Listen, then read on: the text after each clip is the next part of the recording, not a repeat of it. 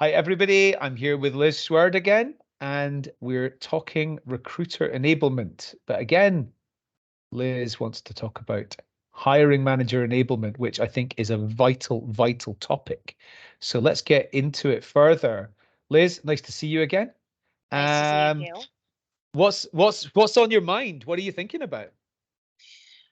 So I spend a lot of time on LinkedIn, obviously as a Yeah, recruiter, and I keep seeing posts pop up in my feed about candidate preparation for interviews. So yeah, specifically recruiters coaching candidates prior to the hiring manager interview. Um, I used to very strongly feel that that was the move is to prep a candidate to pass the hiring manager interview. mm, And I used to do a lot of it. Lately, what I've been focused on is hiring manager prep for the candidate interview. yeah, So I understand that it's a privilege with my level of access to my hiring managers. So obviously, an agency recruiter is not going to have necessarily the same level of access. yeah, But instead of coaching a candidate on maybe the way they present their thoughts and ideas or how to position an ugly exit, what I've been investing my time in is training and coaching my hiring managers to elicit truthful responses. So if it's, for instance, a matter of just phrasing, if I ask, why did you leave your company in 2017? I might get a very defensive response. mhm, If I say, I see you were with your company for 5 years, what made you decide to part ways in 2017?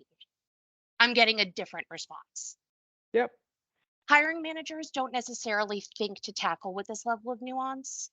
nope, So that's where I've been spending my time. I feel it still allows for the flaws to show, and it's appropriate to see those. But it also creates a comfort zone for the candidate to speak more truthfully yep. and a little bit more freely, which I think is to everyone's benefit. We're not trying to pass an interview, we're trying to assess fit. So many things that this makes me think about. So the first is like just going back to the very first thing that you said. You used to do a lot of coaching with candidates around like how to approach the interview with the hiring manager. So can I just ask a couple of questions? I know that you've kind of moved on from that, but I want to ask a couple of questions about that and just find out your thoughts or make a couple of points and find out your thoughts. If we brief candidates considerably about how to pass the hiring manager interview, are we potentially setting them up for a bad fit? So, if, for example, candidate number one speaks really fast, and you know that the hiring manager is kind of very detail oriented and focuses on like takes time to sit and consider things and digest them and isn't going to respond all that great to somebody like talking like a machine gun, you might tell that candidate they should really slow things down a lot with that hiring manager, just as a random example. But actually, they might do it for the sake of that interview, but then when they get in the job and start working for that person, they might just annoy each other. So I wonder if I wonder if like the overcoaching maybe promotes bad a bad like personality fit.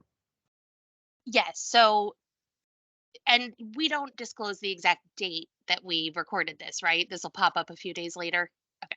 So then you can't identify information with this. But yesterday I was screening a candidate who could not be concise. He simply could not produce a concise answer to a concise question, which Yep. I'm doing right now. So that's, the kettle in the pot. But what I ended up doing is I informed the hiring manager that this is an issue.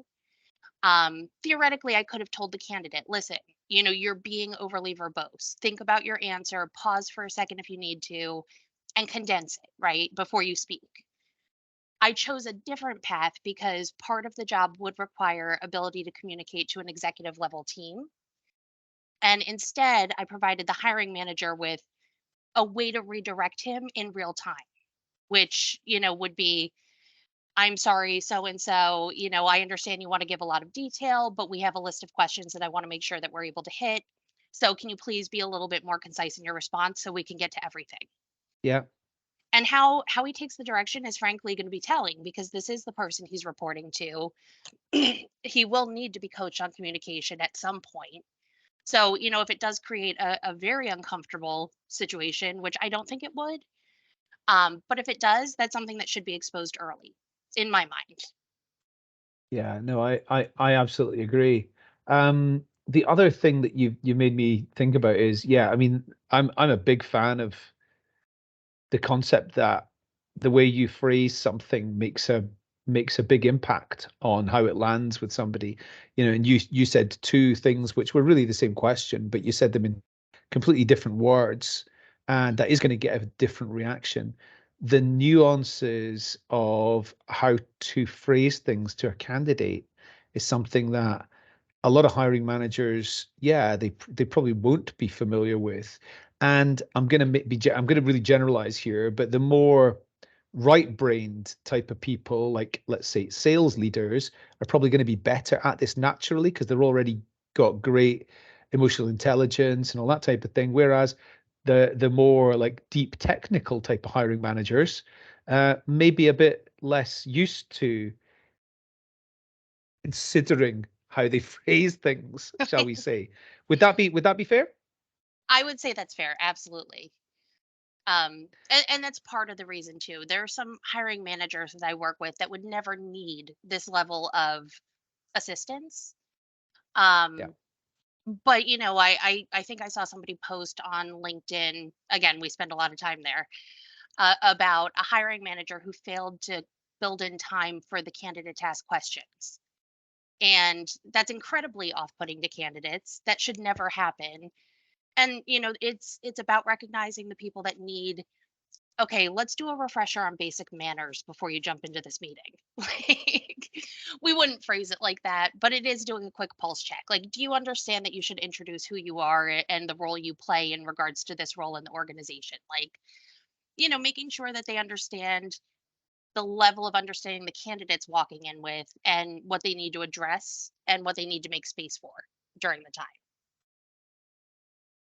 I think um I think basic manners and general good etiquette in an interview is important for every interview, but at the same time, for when you're trying to hire in-demand talent, like healthcare professionals or people in construction or people in the engineering, software, things like that, it's probably even more important because you're not going to get that many candidates coming through your door for the interview. So you've got to really optimize the chance that they leave wanting to work for you, I guess. I try I keep that in mind. I don't try to Yeah. impress that on a hiring manager that there's a sales component to the meeting. I think it's inherent. It should be inherently understood that, the right person is not necessarily knocking on our door and we should try to attract them. But I don't want them to sell either, right? Like I want them to be authentic. I want the candidate to see what they're actually working with in real life. I want to make sure though that the structure where I can influence allows for both parties to reveal themselves in the right light. Did that Okay. get too nebulous? No, no, no, it didn't at all. I understand completely. Um, it's maybe not as easy for you to say it, but I'm just going to say it though. Like there's a lot of deluded hiring managers out there who think that they're great and therefore everybody wants to work for them. And I'm sorry, not everybody does want to work for you. There's very few people in the world who everybody will drop what they're doing to come and work for you. So you can build a tribe, I guess. Some people can normally do it on Twitter and on LinkedIn and whatever. Like loads of people want to work for them, but most a lot of managers have got quite a high opinion of themselves and therefore their ability to close the candidates. So I think that every tool that you can give them and every skill you can give them is useful. So what I want to know is like, is the best way to deliver this through coaching, or is it through training, or is it through scripts, or like templates, or what's your advice? It depends. So, yeah, I hate giving an indirect response, but it really does, right? There's some people where I can hand them a script and they're so grateful. You know, I always struggle to think of what to ask. This is giving me, questions to ask, what to look for in the responses. I'm huge on competency based interviewing. I don't know if you knew that about me. So I love that, and a scorecard.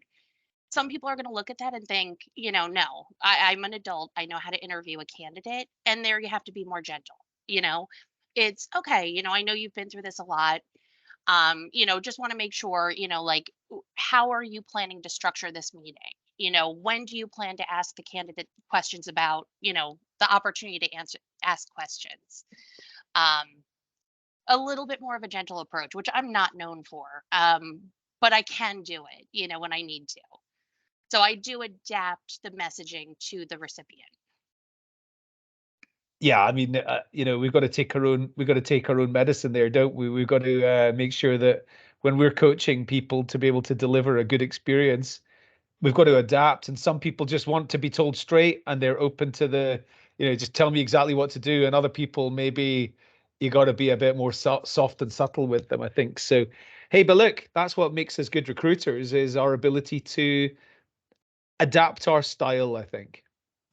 One other thing I did want to comment on too is I proudly haven't coached a candidate on passing an interview since 2013, Hmm. 2015. Yeah.